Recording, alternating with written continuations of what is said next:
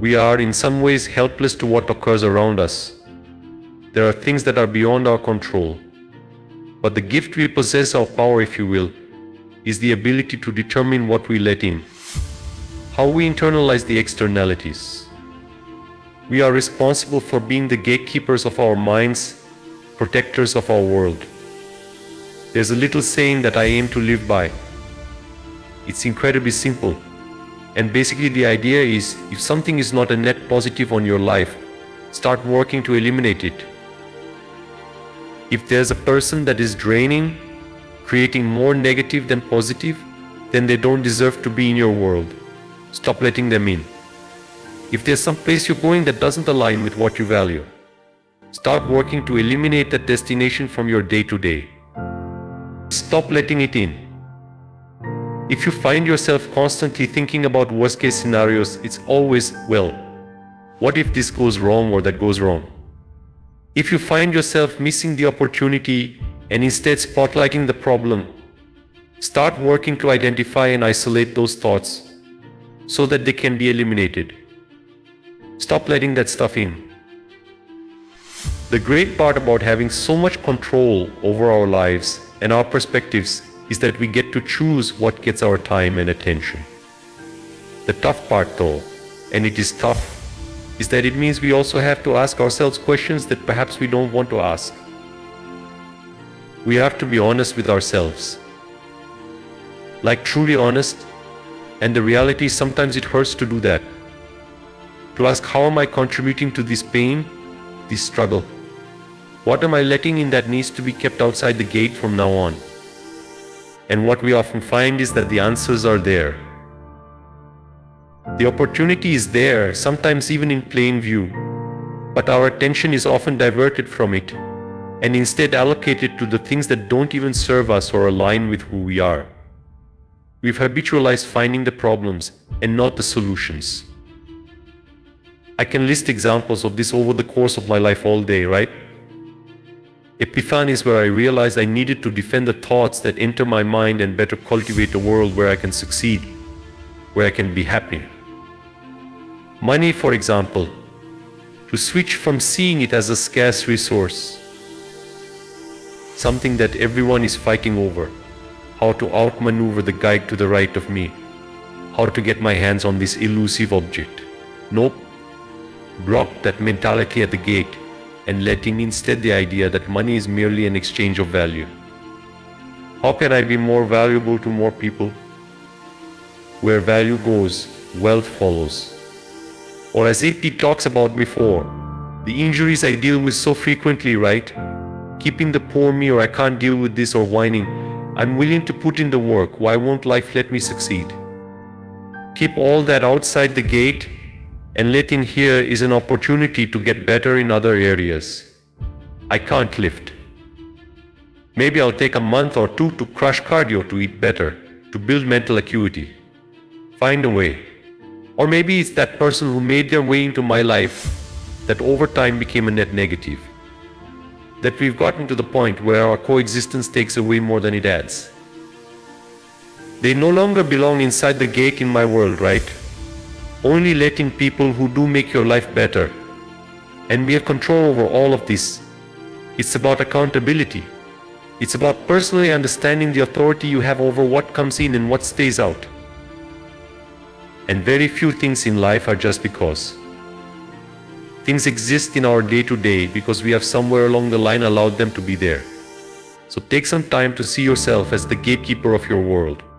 Audit what you're letting in and what you're keeping out. To do so will set you up for a life on your terms. A life that's not wasted, or even merely endured, but one that's lived to the fullest. There are always barbarians at the gate. And I mean this in the sense that the second we give less than our best, the second we let up. It's not just that we allow the important things to fade. No, we let the outside world infiltrate our existence. In The History of Civilizations by Will Durant, he said something that I found incredibly interesting. He's talking about the fall of the Assyrian Empire, and he says barbarism is always around civilization. Amid it, and beneath it ready to engulf it by arms or mass migration or unchecked fertility. Barbarism is like the jungle. It never admits its defeat. It waits patiently to recover the territory it has lost. See, in those civilizations Durand speaks of, they knew they were always living with the threat of an attack by outside forces that oppose it, knowing that calm and quiet wasn't the rule but the exception to the rule. And in its weakest moments it crumbles. In fact, Durand says societies are born stoic and they die Epicurean. They're created from discipline, but fall apart when people take what they have for granted, when pleasure and leisure become the standard. It's almost like society is a submarine keeping out the ocean of human nature, constantly putting pressure on it, right? And why does this matter? Well, this is what's interesting. Compared to this idea that I found in Jim Rohn's collection of lectures, where he's talking about life's concessions, he says even small compromises with regard to your goal matter. Giving in even a little bit can be dangerous, saying, oh, it's just one time, is a wolf in sheep's clothing. Because it begins the process of the downfall. Plants a seed, it cracks the door for those barbarians waiting patiently outside the gate. The ones who know discipline is not guaranteed. Discipline is built, manufactured, it must be protected, it is the exception to the rule. And they are chomping at the bit, given the slightest opportunity they will bring it to ashes. And this matters, because it's up to you to protect that which is worth protecting. You ever have one of those days or weeks that are insanely productive or enjoyable, and you just think, this is great, I need to do more of this. I need to sustain this. And then time goes by. The outside world sneaks in, and the prospect of continuing that routine slips away, crashes. Because parameters were not created, because you let it slip once. And once doesn't mean you'll pick up where you left off.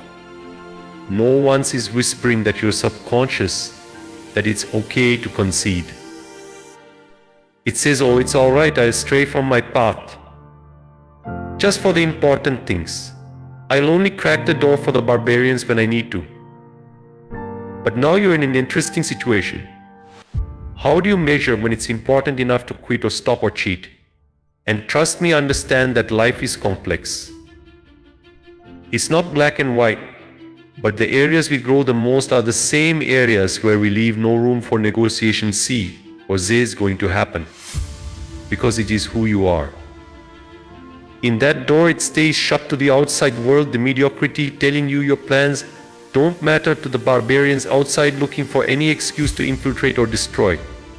And see, the point is not to avoid fun or leisure or the enjoyment of life. No, of course not. What I'm advocating is that we highlight the aspects of life that are non-negotiable, the things that mean a lot and are therefore subject to the ever-reaching arm of retreat. You don't have to do this, the barbarians will tell you once, isn't the end of the world. But what life shows us is that greatness isn't one crazy or monumental action. It's keeping the intruders out, where they must be restrained, remaining diligent in one's pursuit towards something more. Yes, there are always enemies at the gate, but there is also within you the ability to keep them in check, to teach them to differentiate between your world and theirs. And in your life, your world, you're in fire, you are the gatekeeper. Normality is a paved road. It's comfortable to walk, but no flowers grow. Vincent van Gogh. What is normality? Well, according to the dictionary, normal is the usual, average, or typical state or preferred condition. Common. Normal is also a decision. There's a quote by Robin Sharma, and I've looked to this for years. It states, if you want what the 5% have, you need to be willing to do what only the 5% are willing to do. What they obtain is not, definitionally speaking, normal. It's uncommon. And what they do to arrive at that outcome is also uncommon. They play by a different set of rules, and in doing so end up with an entirely different outcome than most. To put it simply, we arrive at normal when our effort level is normal. You put in normal hours or give average effort at work. Most likely your results, career progress, compensation will be normal. You pay moderate attention to your fitness, your health. Well, your level of physical fitness will be normal.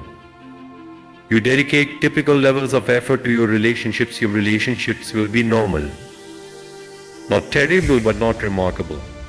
I'm sure you get the idea here. The pattern generally over time, what we get starts to reflect what we give. And here's where the self-assessment comes in, the awareness.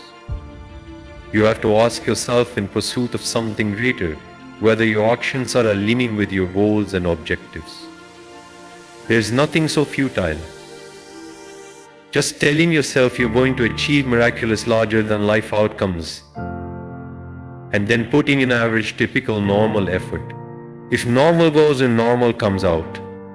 And as I was thinking about this recently as it pertains to my life, I had a little epiphany. So fitness is a big area of focus for me. I run or do some type of strength training 6 days a week. As far as I can tell, that level of effort is beyond normal. I go above and beyond in that area of my life. But even though I'm aligned on my mission to be the 5% there, I realized it was a gap. I realized my diet was very normal, completely unextraordinary. It's just easy to convince yourself to eat whatever you want after a really long run. Why not pizza? Because it's the normal thing to do. But I had to remind myself that what I wanted in that area of my life holistically is not normal. Therefore, the inputs cannot be normal. It was time to start standing up to those things that are very easy to say yes to because. And that's the idea here. I pick my 5% categories where I truly want to excel and make sure there is nothing normal about their development. You want top tier results. You have to give top tier effort. Make the sacrifices, map out the path. You know, I've come to see this differently over the years. It's not an indictment against you as a person for choosing normal, but know that it is indicative of a choice. And the output eventually comes to align with the input. All the actions or lack thereof stack up to resemble something. It's up to you to decide what that is. And so the next question, perhaps somewhat of an obvious one, is when it comes to the things that matter most to you, why stay confined to normal? It's the above and beyond. The peak experiences, the times we overcame, fought and won, took the risk and came out on top. That's when we are at our best. That's when we get the most from life. So is normal the end of the world? No. It's just that abnormal is the beginning of what? There's a saying that in order to become something new, you have to leave something behind. You have to detach in some capacity. Remove yourself from the physical realm. Because the obstacles that we face about physical, 99% of our problems are not physical, they're mental. And you know, as you sort of drive that metaphorical ship into the horizon, the biggest turn is never going to be the anchor, or the headwind, or the boreline. No, it's going to be the storyline. It's going to be the narrative of the person navigating that ship. And it's interesting, because our first inclination when we feel stuck is always to point out, attribute our problems to the world in this predetermined position within it. Maybe that's the issue. We take our power, we put it into the universe, cross our fingers, and hope things work out. But that will always be a losing proposition. It will always come crumbling down. Because it's not the world that keeps you from showing up. You're not physically incapable of taking that first step, or growing, or evolving, developing, becoming something new. Know that? Demon lives in your head. That's the mental Goliath police struggle with, right? Because there's cognitive dissonance between who we know ourselves to be and who we want ourselves to be. That's the sea we have to cross. The terrain we have to navigate. It's not the physicality of taking the steps. Anyone can do that.